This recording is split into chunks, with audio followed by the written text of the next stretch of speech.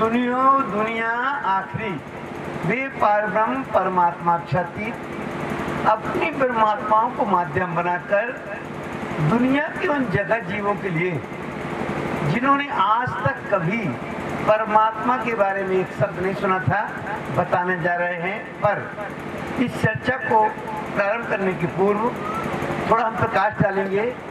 आज का जो प्रसंग है, भवनान शहर के अंदर स्थित इस नगर में एक बहुत भव्य प्रणनाथ जी के नाम से मंदिर बनने जा रहा है, ताकि उस मंदिर के माध्यम से यहाँ के लोगों के लिए एक कल्याणकारी ब्रह्म ज्ञान उन्हें प्राप्त हो सके।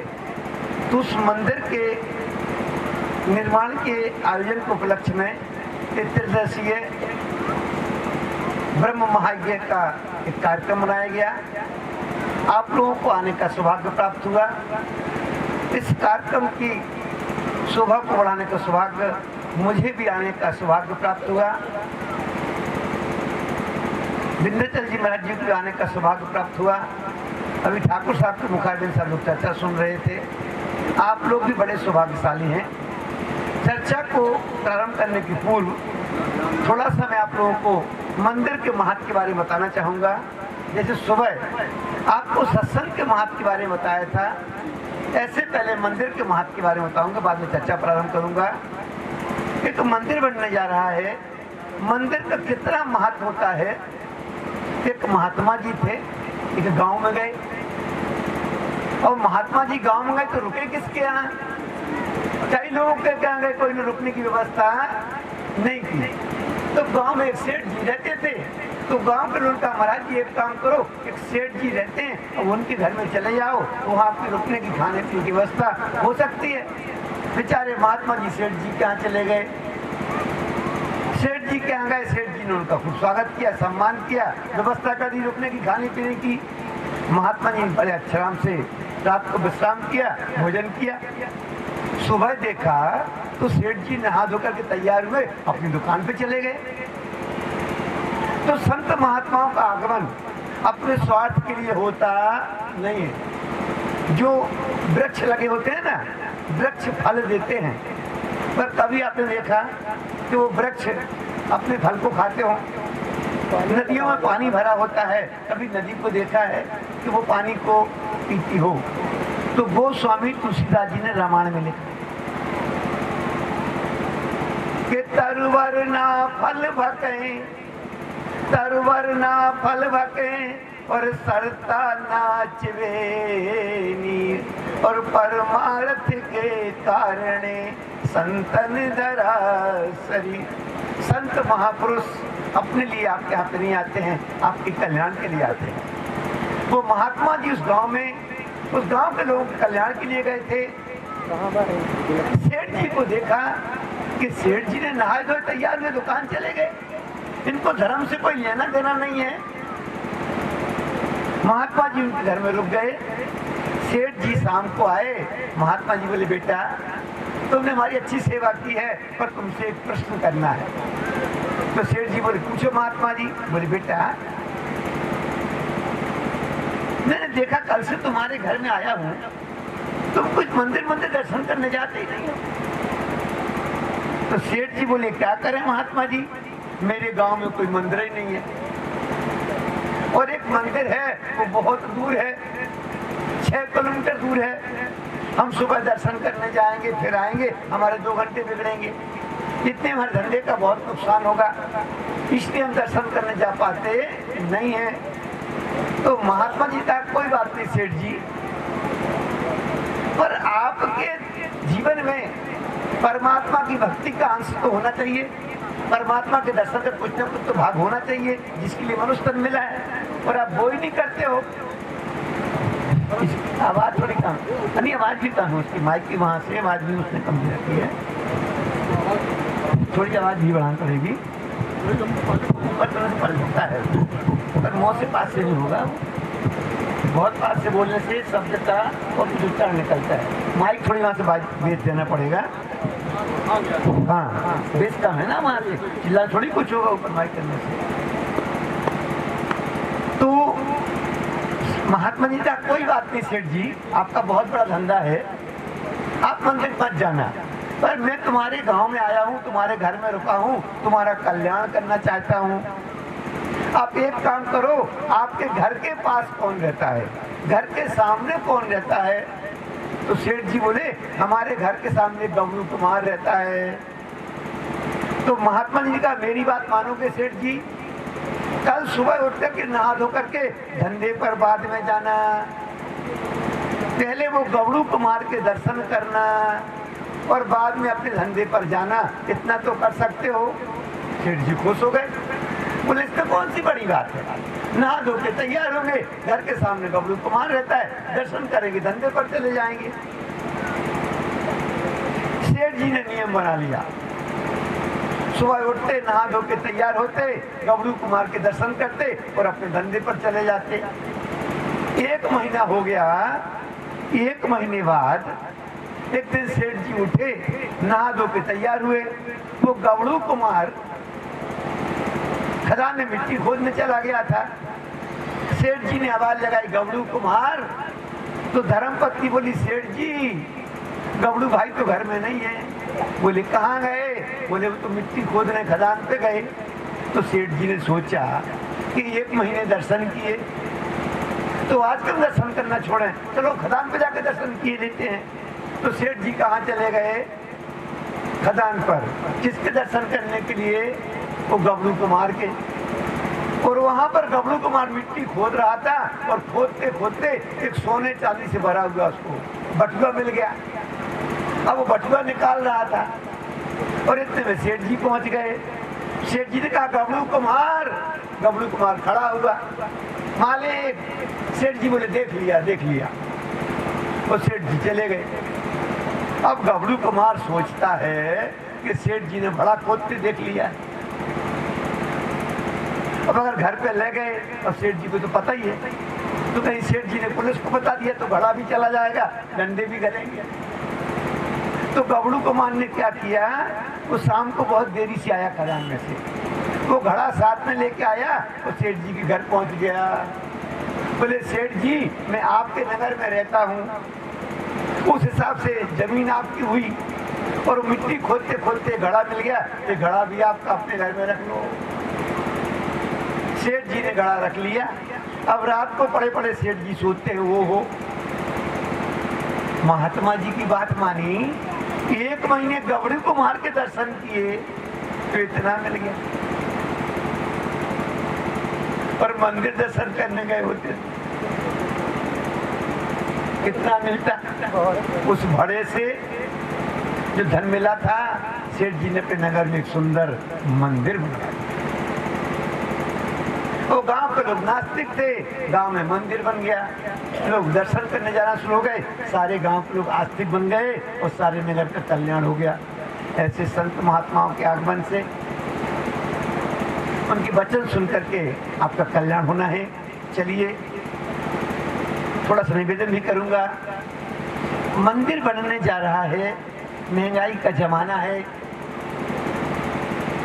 मंदिर तो फ्री में बन नहीं जाएगा, और अगर पैसे मांगे जाएंगे तो आप लोग क्या कहोगे, कार्यक्रम पैसे मांगने के लिए किया है।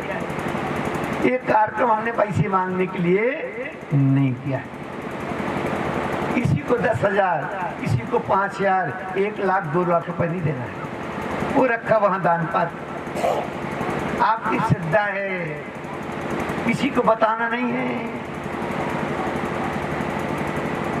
कहते हैं कि जो भी दान धर्म किया जाए वो गोप किया जाए, उसका लाभ मिलता है। हमारे यहाँ समाज में क्या है, मंदिर में पंखा लगवाना है, मंदिर में पंखा लगवाना है, अरे 1100 का आता होगा, 1200 का आता होगा। पंखा खरीदने जाएंगे पर सबसे पहले पेंटर के पास पंखा लेके जाएंगे, वो मंदिर में टांगने नहीं जाएंगे, उस पंखे पर लिखवाएंगे 3 पत्तियों पर पंखा की सेवा फलाने फलाने सेठ जी ने की। अब नाचने वाली अपने लड़के की शादी में आती है, वो खचू पर ताली बजाने वाले, वो 11,000 इनकम लेके जाते, भैया कभी लिखवाते मैंने खचुओं को इनकम लाती है। मंदिर में हम 5 रुपए देते हैं, 10 रुपए देते हैं, रसीद चाहिए। हमारा नाम क्यों नहीं लिखा? तो धर्म सेवा जो भी की जाए वो गोप धर्म से की जाए, दाहिने हाथ से दाएं किया जाए, बाएं हाथ को पता, उस धर्म का लाभ मिलता है। और हमने 100 रुपए खर्च किए तो 10 जगह लिखवा दिया। इसलिए आप लोग आए, अपनी श्रद्धा से जो भी दान पात्र डाल सकते हो डालें। लिखाने की दिखाने की कोई जरूरत नहीं है। मंदिर का भव्य निर्माण हो जाएगा। निमित्त बना मंदिर, आने का सौभाग्य मुझे प्राप्त हुआ। आप तो बड़े सौभाग्यशाली हैं जिनको इस पंडाल में आने का सौभाग्य प्राप्त हो गया। चलते हैं चर्चा की तरफ। चर्चा का पहला चरण अभी आपने सुना कि सुनियो दुनिया आखिरी क्यों कहा गया। सुनियो दुनिया आखिरी का तात्पर्य क्या है कि जब से सृष्टि की उत्पत्ति हुई, होती रहेगी, आज तक किसी सृष्टि में परमात्मा आए नहीं थे और न कोई परमात्मा को जानता था। इस सृष्टि में वो पारब्रह्म परमात्मा अक्षरातीत आए। उनके आने के बाद अब कोई अवतार होने वाला नहीं है, याद रखना इसको। अभी तक अवतार होते रहे। श्रीमद् गीता जी के 7वें अध्याय में 4थे नंबर के श्लोक में लिखा है, यदा यदा धर्मस्य ग्लानिर्भवति भारत। जब जब इस पृथ्वी पर अधर्म बढ़ता है, पाप बढ़ता है, तब तक परमात्मा इस संसार में संभवामि युगे युगे, हर युग में आते हैं। 2 बड़े अवतार सतयुग में हुए, 2 बड़े अवतार त्रेता युग में हुए, 2 बड़े अवतार द्वापर युग में हुए और 2 बड़े अवतार इस कलयुग में भी हुए, जिनके बारे में कोई जानता नहीं है। आज तक जितने अवतार हुए, किसी भी अवतार ने परम धाम के बारे में एक शब्द नहीं बोला था। कला हिंदुस्तानी 19 नंबर का प्रकरण, अवतारों का प्रकरण पढ़ लेना। अवतारों इत क्या किया, अवतारों इत क्या किया, जो दैन बका की सुध, तोलो द्वार मुंदे हते, आए खोले विजया विनंद बुध। बोलो श्री प्राणनाथ प्यारे की जय। वो महामती स्वामी प्राणनाथ जी, जिनके नाम से मंदिर बनने जा रहा है। गांव के लोग सोचेंगे कि भगवान का तुमने आज तक नाम नहीं सुना। तो देवचंद जी प्राणनाथ जी भगवान थोड़ी हैं, ये पारब्रह्म परमात्मा अक्षरातीत हैं, इसलिए आपने इनका नाम नहीं सुना था। वो परमात्मा के आने से कल की चर्चा में आपको सुनने को मिलेगा कि दुनिया का कल्याण हो जाना है, इसलिए कहा गया है सुनियो दुनिया आखिरी। क्योंकि इसके बाद जीव को मुक्ति के लिए तड़पना पड़ेगा नहीं, जीवों का कल्याण हो जाना है। इसलिए कहा गया है दुनिया के लोगों, आप तक आपने जब से सृष्टि बनी। भैया बातें कौन कर रहा है बेटे? भैया भैया बात ले जाओ। देखो भाई, जब से संसार बना तब से आज तक कोई जीव भाव से पार हुआ नहीं है। सुबह चर्चा में सुना था, इन्हें जहर जीवी से कोई ने निकस्या अव्वल से थी, आज दिन तक जो जीव आज तक भाव से पार नहीं हुए थे, अब उन जीवों का कल्याण होना है। इसलिए क्या कह दिया गया कि सुनियो दुनिया आखिरी। ये दुनिया के लोगों, ये आखिरी वक्त है, इसके बाद कोई चांस मिलने वाला नहीं है। जितनी जल्दी कर सको देरी मत करना, तू कर देरी तो हो तबेरी। आखिरी वक्त को मतलब समझते हो? परीक्षा में कभी बैठे हो? परीक्षा तो नहीं बैठते ना अपन लोग। 3 घंटे का टाइम मिलता है। कितने घंटे का? 3 घंटे का टाइम मिलता है। पर जैसे ही 3 घंटे पूरे होने लगते हैं, 5 मिनट पहले क्या बजती है? एक घंटी बज जाती है।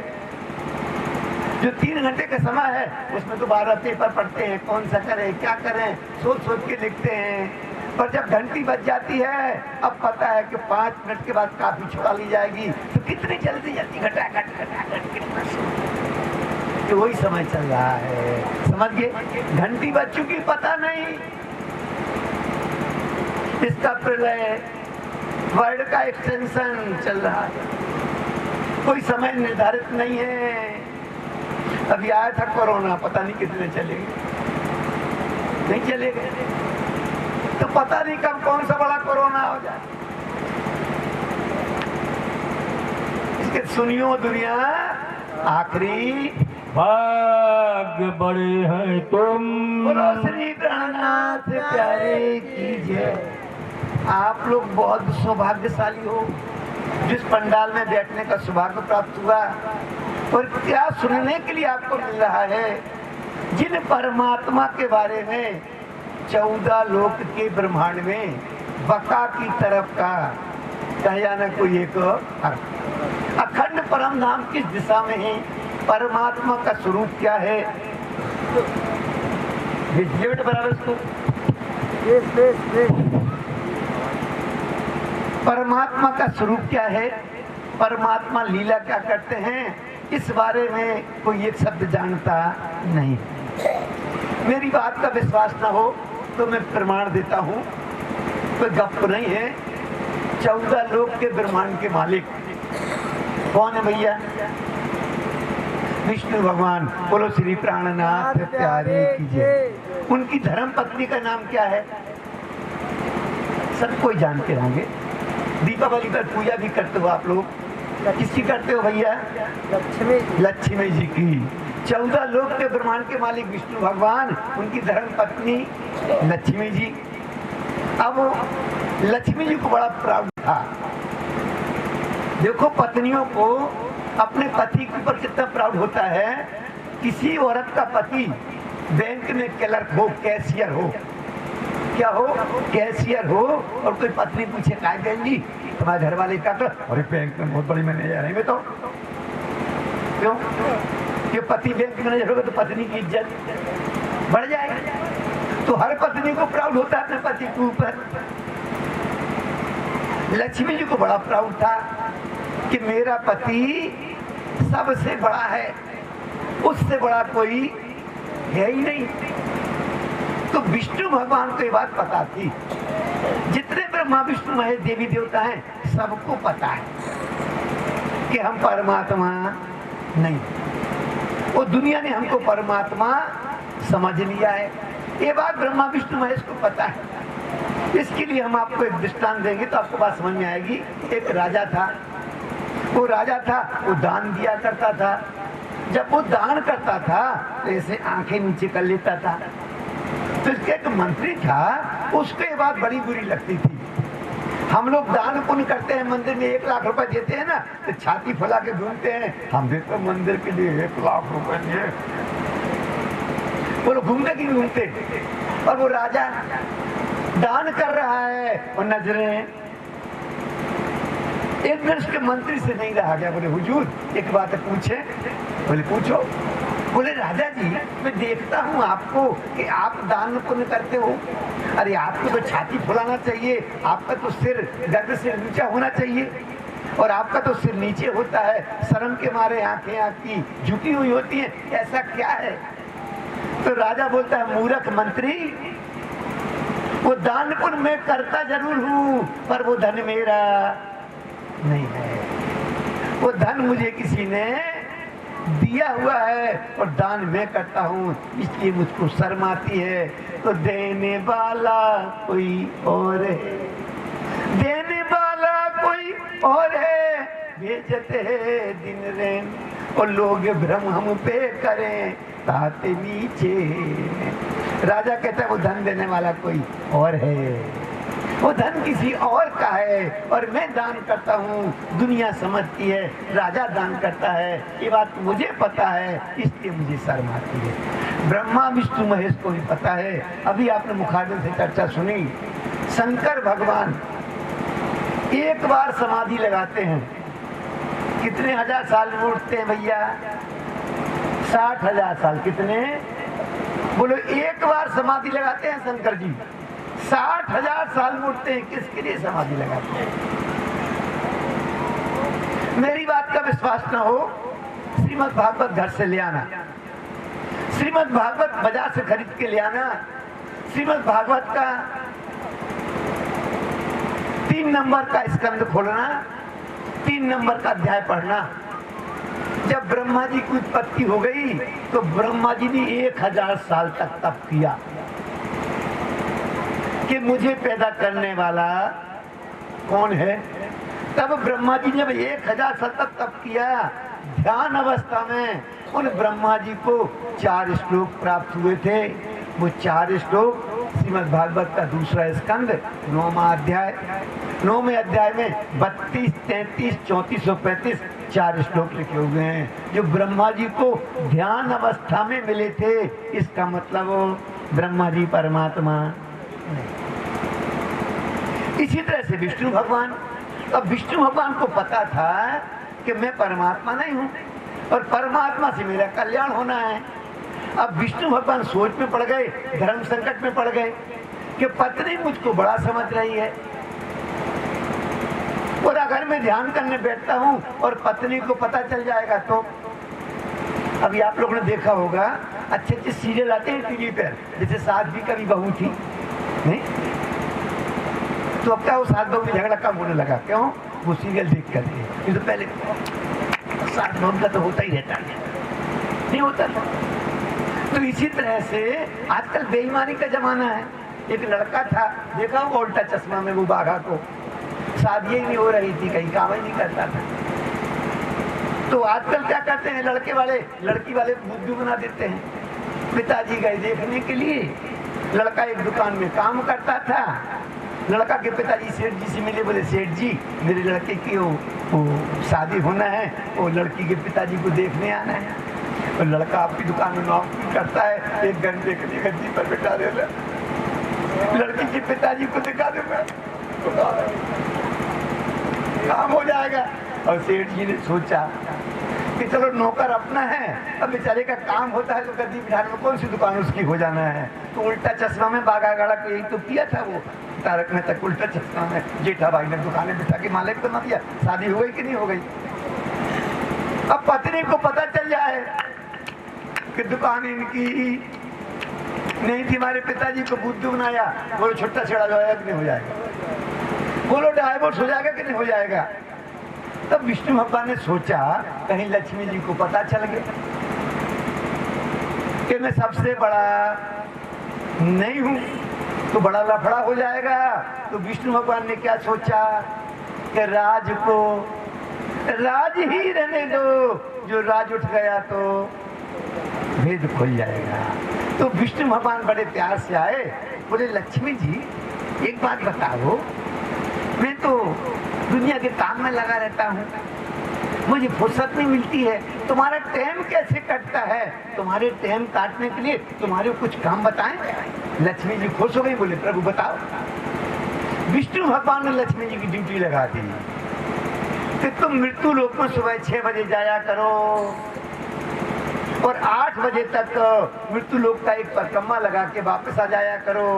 लक्ष्मी जी खुश हो गई कि चलो हमको ड्यूटी मिल गई।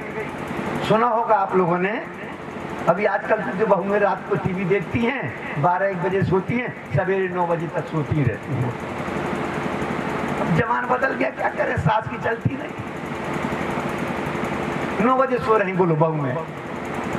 तो पुराने जमाने में सुना होगा आप लोगों ने, जब कोई नई नई बहू आती थी तो सास क्या बोलती थी, बेटा 6 बजे उठ जाना चाहिए और 6 बजे घर के दरवाजे खुल जाना चाहिए और 6 बजे घर के दरवाजे पर झाड़ू, ताकि लक्ष्मी जी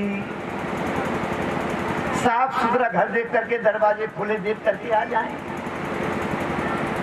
कि लक्ष्मी जी सुबह 6 बजे आती थी, परिक्रमा लगा के 8 बजे जाती थी। यहाँ लक्ष्मी जी मृत्यु लोक में आई और विष्णु भगवान ने देखा, मारो धक्का, मौका है, लक्ष्मी जी चली गई, मौका है। विष्णु भगवान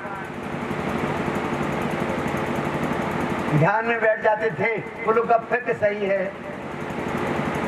विष्णु भगवान ध्यान करते थे कि नहीं करते थे? करते थे। बोलो श्री प्राणनाथ प्यारे की जय।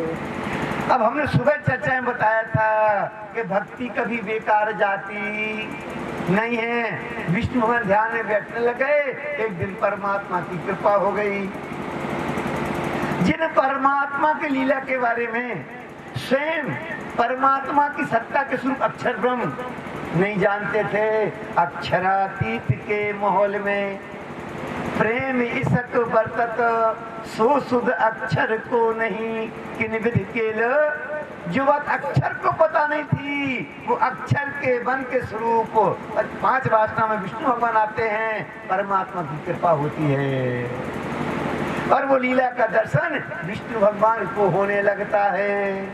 जैसे ही दर्शन होता है रस मगन भई सो क्या गावे, विष्णु भगवान उस आनंद में डूब गए और घड़ी देखना भूल गए और 8 बज गई और लक्ष्मी जी की ड्यूटी पूरी हो गई और लक्ष्मी जी आ गई। अब लक्ष्मी जी ने देखा विष्णु भगवान ध्यान में बैठे हैं, बड़ा धक्का लगा लक्ष्मी जी को। बोले ओहो, मैं तो यही समझती थी कि सबसे बड़े यही है और ये भी किसी के ध्यान में बैठ। लक्ष्मी जी सोचने लगी, बोले सैया मिल गए नूसर चंद, हम तो समझते थे कि सबसे बड़े यही है और ये भी किसी के ध्यान में बैठे हैं। लक्ष्मी जी ने और गौर से देखा तो चूंकि विष्णु भगवान जो परमात्मा आनंद का स्वरूप है, जिनकी आनंद की लीला है, आनंद की लीला करते हैं, कितने सुंदर हो गए, कितनी अच्छी लीला होती होगी। कभी विचार करो, एक संत ने एक भजन भी बनाया इसके लिए कि जिसकी रचना इतनी सुंदर, जिसकी रचना इतनी सुंदर, वो कितना सुंदर होगा। विष्णु भगवान ध्यान अवस्था में बैठे हुए हैं, परमात्मा की लीला की झलक देख रहे हैं, उनके चेहरे पर इतना आनंद था, लक्ष्मी जी ने कभी जिंदगी में देखा नहीं था।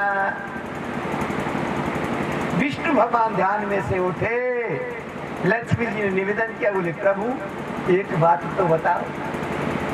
2 गड़बड़ियां मिली हैं। पहली गड़बड़ी तो मैं ये समझती थी कि आप सबसे बड़े हो, आपसे बड़ा कोई नहीं, पर आपको ध्यान अवस्था में बैठे देख करके मुझे लगा कि आप बड़े नहीं हो, आपसे बड़ा कोई है। ये बात मैं बाद में पूछूंगी, पर पहले दूसरी बात बताओ, क्योंकि स्त्री की आदत होती है शंकालु, शंका करना उसका काम होता है। अपना पति है, कोई दूसरी औरत से थोड़ी बात करते देख लेना, हमने देखा था बात करना, काम हो गया। तो लक्ष्मी जी को बड़ी शंका हो गई, बोले प्रभु इतनी जिंदगी हो गई, हमने आपके साथ रहते रहते कभी आपको इतना प्रसन्न तो देखा ही नहीं है, तो कहीं कोई दूसरी विश्व सुंदरी का ध्यान तो नहीं कर रहे। शंका हुई लक्ष्मी जी। विष्णु भगवान ने सोचा लक्ष्मी जी को क्या बताएं क्या कर रहे थे, तो टालना चाहे। देखो, स्त्री और पति पुरुष में एक फर्क है। पुरुष के अंदर चतुराई ज्यादा नहीं होती है। पुरुष अपनी पत्नी को बुद्धू बना के काम नहीं निकाल सकता है। पति को कोई काम निकालना हो, पत्नी को बुद्धू बना के काम नहीं चला सकता है, पत्नी पकड़ लेगी उसको। पर स्त्री के अंदर एक गुण ज्यादा है कि उसे पति से काम निकालना हो तो चना के पेड़े पे चढ़ा करके बुद्धू बना के पति बुद्धू बन भी जाए। स्त्री को नेचुरल गुण दिया हुआ है। तो विष्णु भगवान ने टालना चाहा। अरे बोले लक्ष्मी जी, आपके सुबह मेरा है कौन जिसका मैं ध्यान करूंगा? अरे मैं तो आप ही का ध्यान कर रहा था। ध्यान किसका कर रहे थे? पर विष्णु भगवान बताना क्यों नहीं चाहते थे? याद रखना इस चीज को, छुपके साहेब कीजिए याद, खासल खास नजी की स्वाद। परमात्मा को छुप करके परमात्मा की भक्ति की जाती है, पर हम लोग तो क्या करते हैं? देखा, पहले के जमाने में शादी विवाह में जाते थे तब इतनी लिपस्टिक लगा के जाते थे, इतना पाउडर लगा के जाते थे। अब आजकल तो धार्मिक कार्यक्रम में जाते हैं तो भी लिपस्टिक लगा के आते। बोलो कोई लिपस्टिक देखने नहीं बैठा है? हमको कोई देखेगा यार लिपस्टिक? बोलो, आए हैं धर्म की चर्चा में और बड़ी विडम्बना है आजकल तो। हम जब पढ़ते थे 8वीं क्लास में 9वीं क्लास में, तो थोड़ा पेंट यहाँ से फट जाए ना, मम्मी कहती बेटा स्कूल जाओ। मम्मी आज हम स्कूल नहीं जाएंगे। बोले क्यों नहीं जाओगे बेटा? मम्मी पेंट फट गया, मास्टर जी मारेंगे, फटा पेंट पहन के स्कूल नहीं जाएंगे। जब नया पेंट आएगा तब स्कूल जाएंगे। और आजकल तो 2000 का पेंट खरीद के लाते हैं, पर वो पहले इतने से फटो, इतने से फटो, इतने से फटो। चलो ठीक है, लड़का पहने तो अच्छी बात। हमारी नई नई बच्चियां बिटियां 14-15 साल की भाई मंदिर गई दर्शन करवे, उनको इतने से फटो, इतने से नहीं बहू में मंदिर के दर्शन करवे, पीठ में कछु है ही नहीं है, धागा बाता दो मंदिर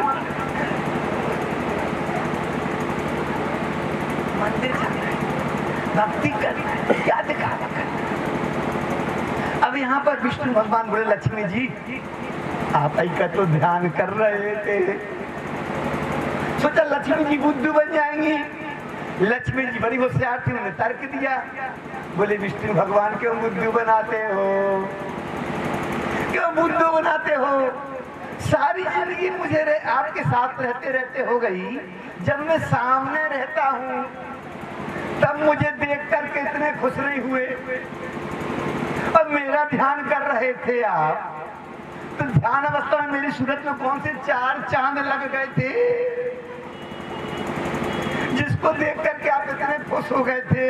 विष्णु भगवान की चोरी पकड़ी गई, उन्हें बताना पड़ा।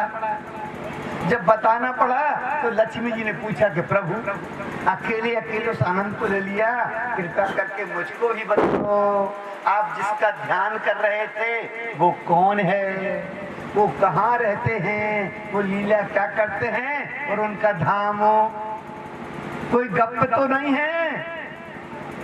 विष्णु बोले लक्ष्मी जी 14 लोक का ब्रह्मांड, इसके अंदर का कोई प्रश्न पूछना है पूछ लो, कुछ मांगना है तो मांग लो, मेरा बैकुंठ मांग लो, मैं देने को तैयार हूँ। पर दोबारा मुझसे ये नहीं पूछना कि आप ध्यान का किसका करते थे। लक्ष्मी जी ने कहा नहीं प्रभु मैं तो जान के रहूंगी।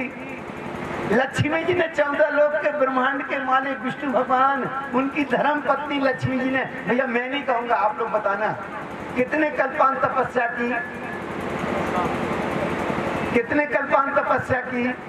7 कल्पांत। एक कल्पांत कितना होता है? 1000 बार सतयुग, 1000 बार त्रेता, 1000 बार द्वापर और 1000 बार कलयुग हो जाए तब एक कल्पांत होता है। ऐसे 7 कल्पांत तपस्या की, क्या जानने के लिए कि विष्णु भगवान आप ध्यान किसका करते हो। विष्णु भगवान नहीं बता सके। क्षीर सागर को पता चला, ब्रह्मा जी के पास गए, ब्रह्मा जी को साथ में लिया, विष्णु भगवान को समझाया। तो ब्रह्मा जी ने कहा विष्णु भगवान आप बड़े हो, लक्ष्मी जी छोटी है, कोई जिद कर ली है पूरी कर दो। तो विष्णु भगवान क्या बोलते हैं सर ब्रह्मा जी से? प्रकाश हिंदुस्तानी 31 नंबर का प्रकरण, बेहद वाणी और पहली चौपाई। विष्णु बोलते हैं ब्रह्मा जी लक्ष्मी जी ने वो प्रश्न किया है जो प्रश्न एक बार मुझसे शंकर जी ने भी किया था। बेहद वाणी के अंदर चौपाई है, बेहद के साथी सुनो, बेहद के साथी सुनो, बोली बेहद वाणी और बड़े बड़े हो गए पर काहू न जानी। और महादेव जी पूछे विष्णु भगवान से बेहद वाणी। बोले एक बार शंकर जी ने भी हमसे प्रश्न किया था, मैं उनका जवाब नहीं दे पाया। ब्रह्मा जी इस बात को आप जानते हो। तो अब बड़े ध्यान से सुनना कि जब विष्णु भगवान ब्रह्मा जी के समझाने से लक्ष्मी जी को उठाने के लिए गए, विष्णु भगवान ने प्रार्थना की, लक्ष्मी जी उठी। पर 4 हट है संसार में, बाल हट, राज हट, संत हट और स्त्री हट। अगर रक्षाबंधन का दिन हो और पत्नी को भाई को राखी बांधने की मायके जाना हो और पति मना करे और पत्नी को क्या है कि मैं तो जाऊंगी, चली जाएगी, कुछ नहीं कर पाओगे। तो स्त्री हट होती है। लक्ष्मी जी बोली प्रभु मैं घर बाद में चलूंगी, पहले मुझे वही बताओ आप किसका ध्यान करते थे, वो कौन है, वो लीला क्या करते हैं। तो विष्णु बोले लक्ष्मी जी अभी तुमने 7 कल्पांत तपस्या की है, 21 कल्पांत और कर लेना, इसके बाद भी पूछना, मैं बता सकता नहीं हूँ। सागर ग्रंथ पढ़ लेना, 14 नंबर का प्रकरण पढ़ लेना और 15 नंबर की चौपाई पढ़ लेना। 14 लोक के ब्रह्मांड में बका की तरफ का कहया न कोई एक तरफ हो। अखंड परम धाम किस धाम में है, परमात्मा कहाँ रहते हैं, कोई ने आज तक एक शब्द कहा नहीं था। तो आप लोग कितने सौभाग्यशाली हो कि 14 लोक के ब्रह्मांड की मालकिन लक्ष्मी जी, उनको ये ब्रह्म ज्ञान सुनने को नहीं मिला। और आप लोग कितने सौभाग्यशाली हो। कभी सपने में आप लोगों ने सोचा होगा आपके इस नगर में, इस छोटे से गांव में पार ब्रह्म परमात्मा छठी कृपा हुई, मंदिर का निर्माण का एक कार्यक्रम बना, हम लोगों को आने का सौभाग्य प्राप्त हुआ, आप लोगों को आने का सौभाग्य प्राप्त हुआ। तो क्या सुनने को मिल रहा है, कथियल तो कहीं सुनी पर अकत न ये ते दिन, सो कहूँ तुमको 2-4 शब्द उड़ जासी सब बरम। ये ज्ञान सुन करके आपकी अज्ञानता मिट जाएगी, आपका भ्रम मिट जाएगा। जिस दिन आपका भ्रम मिट जाएगा उस दिन आपको परमात्मा मिल जाएंगे। मैंने कहता मुकुंदास महाराज ने लिखा है, यह तो गत है अटपटी, यह तो गत है अटपटी, पर झटपट लखे न कोई, और जो मन की खटपट मिटे तो चटपट दर्शन होए।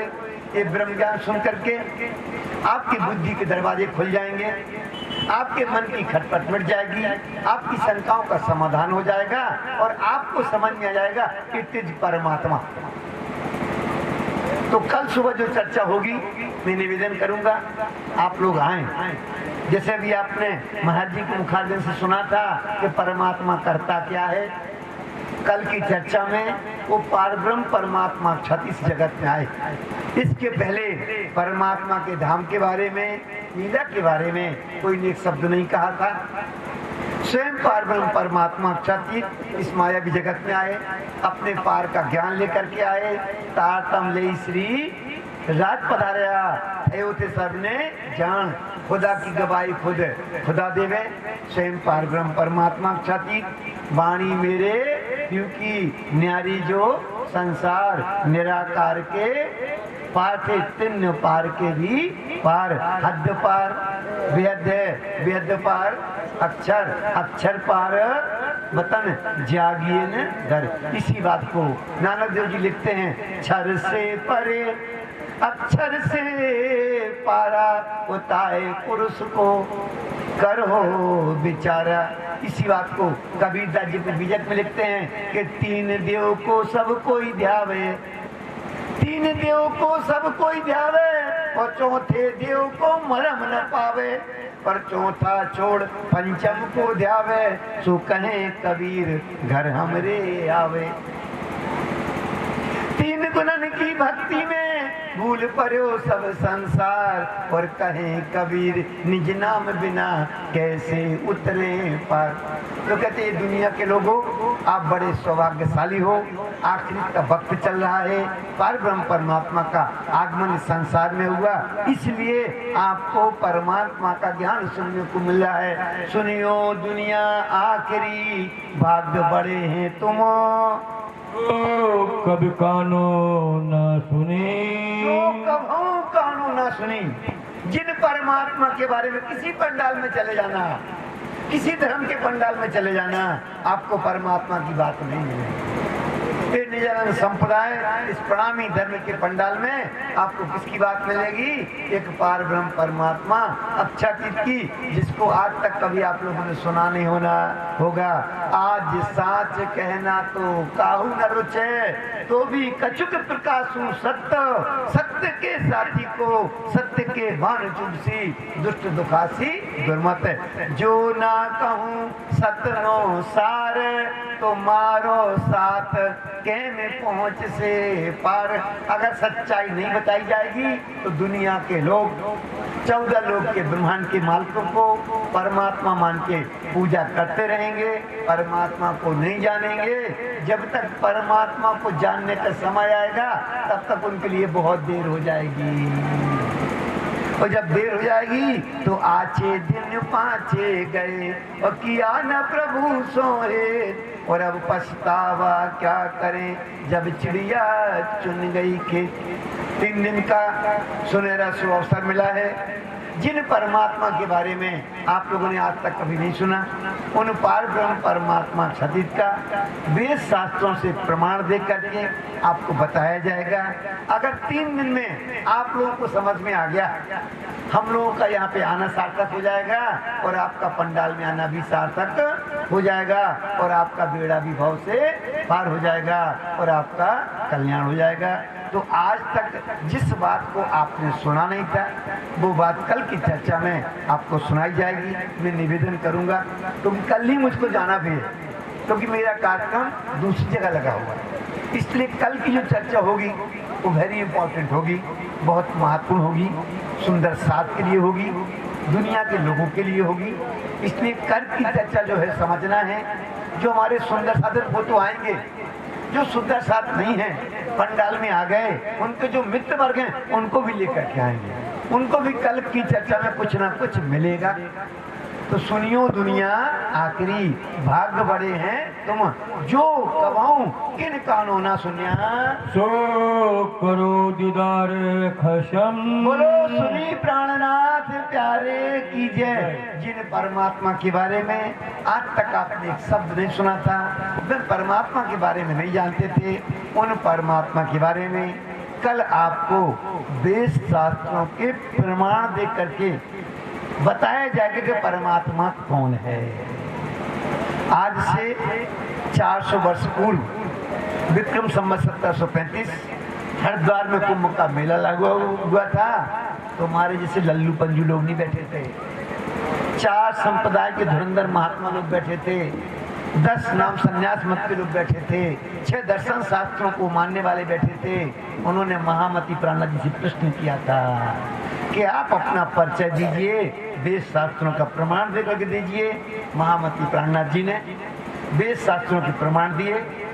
सारे धर्मावलंबियों ने उनको परमात्मा को स्वीकार किया, उनकी आरती उतारी गई और परमात्मा को स्वीकार किया।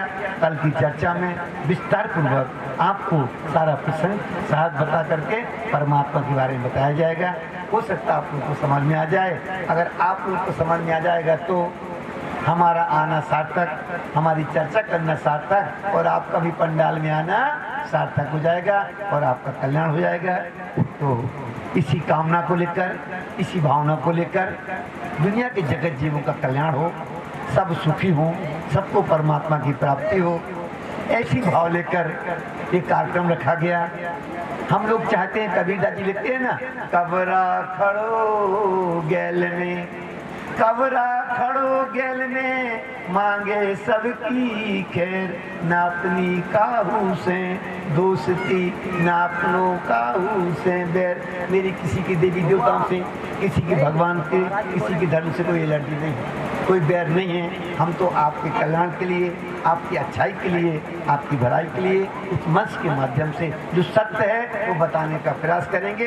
अगर आपको समझ में आ जाए तो समझ लेना, समझ जाओगे तो आपका कल्याण हो जाएगा। ऐसी भावना के साथ हम चर्चा करने बैठे थे, क्योंकि समय हो गया, मंत्री खड़े हो गए और आप लोग भी बहुत देर के बैठे हो, इसलिए अपन चौपाई दोहराएंगे। और हमारी चौपाई भी पूरी हो गई।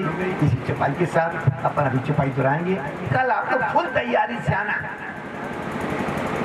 और कल की चर्चा में आपको समझ में आ जाएगा परमात्मा किसको कहते हैं। हैं? सुबह 8 बजे 8 बजे। ये तो बाद में हम करेंगे, मंत्री करेंगे उनका काम है। बोलो श्री प्राणनाथ प्यारे की चौपाई दोहराएंगे।